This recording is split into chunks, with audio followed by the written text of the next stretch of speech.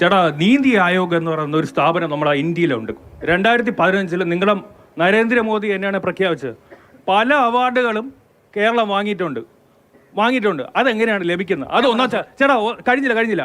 നിങ്ങൾ വേറൊരു കാര്യം കൂടെ, ഈ ചാനൽ, മാതൃഭൂമി ചാനൽ, കഴിഞ്ഞ ബീഹാർ ഇലക്ഷനിൽ അവർ ബീഹാറിൽ ചെന്നിരുന്നു. അവിടുത്തെ ലൈഫ് മിഷനല്ല പ്രധാനമന്ത്രി നൽകുന്ന ഫണ്ട് ഉപയോഗിച്ച് വെച്ച വീടുകളും അവിടുത്തെ പിന്നെ സ്കൂളല്ല, നമ്മുടെ പ്രൈമറി അല്ലെങ്കിൽ നമ്മുടെ അംഗൻവാടികൾ പല ഉൾപ്പെടെ ഈ മാതൃഭൂമി ചാനലിൽ എടുത്തു കാണിച്ചാണ്. മധ്യപ്രദേശ് എന്നൊരു സ്ഥലത്ത് പേപ്പറിൽ കുട്ടികൾ ചോറുണ്ണുന്നു. കേരളത്തിൽ എവിടെയാണ് ചോറുണ്ണത്?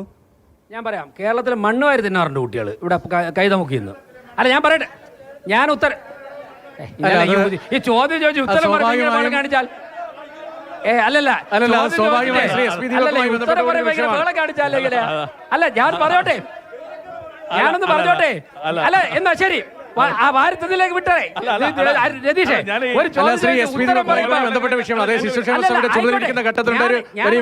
ആരുടെ പേര് പറഞ്ഞില്ല, ഞാനൊരു കാര്യം പറയും. നിങ്ങളിങ്ങനെ വികാരം കൊണ്ട് ഇനി തിന്നില്ലെങ്കിൽ നിങ്ങളത് വിട്ടാരേ. നിങ്ങളെ ഇപ്പൊ അവിടെ അദ്ദേഹം ചോദിച്ചു, സുഹൃത്തെ, ഓരോ കാര്യത്തിനും ഓരോ നഗരസഭയുടെയും ഓരോ കാര്യത്തിനും ചില ബേസുകളിലാണ് മാർക്കിടുന്നത്. അതിൽ ചില നഗരസഭ ഉൾപ്പെടും, ചില ഉൾപ്പെടില്ല.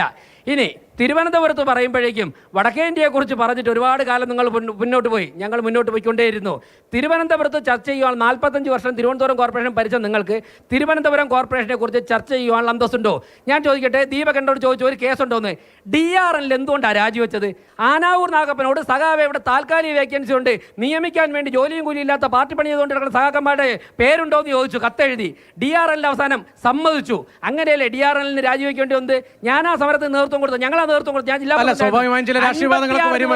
DRL എന്തുകൊണ്ട് നിങ്ങളുടെ പാർട്ടി ഒരു ലോക്കൽ കമ്മിറ്റി സെക്രട്ടറി, അത് LC മെമ്പറോ സെക്രട്ടറി ഒറ്റാണ്, ഒരു പാർലമെന്ററി പാർട്ടി നേതാവിനെ അങ്ങനെ രാജിവെക്കാൻ പറ്റില്ല. അവസാനം നിവർത്തികേട് കൊണ്ട് 2 മന്ത്രിമാർ കോർപ്പറേഷനുമായി ബന്ധപ്പെട്ട വലിയ പ്രധാനപ്പെട്ട വിവാദമാണ്.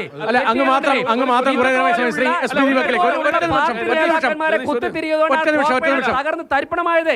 ഈ ഒറ്റ പാർട്ടി പ്രവർത്തകർ ജോലിക്ക് പോകില്ല, ശമ്പളവും വാങ്ങിച്ചുകൊണ്ട് പാർട്ടി പ്രവർത്തനത്തിന് പോകും, പുല്ല് വെട്ടാൻ പോകില്ല, നായ പിടിക്കാൻ പോകില്ല, നഗരം വൃത്തിയാക്കിയില്ല. ഏതെങ്കിലും ഒരു സൂപ്രണ്ടോ കോർപ്പറേഷൻ സെക്രട്ടറി അവരോട് ജോലി ചെയ്യാൻ പിറ്റേന്ന് ആ സെക്രട്ടറി കാസർഗോഡ് തെറിക്കും. പ്രധാനപ്പെട്ട ആക്ഷേപങ്ങൾ നേരത്തെ BJP ഉന്നയിച്ച പല ആക്ഷേപങ്ങളും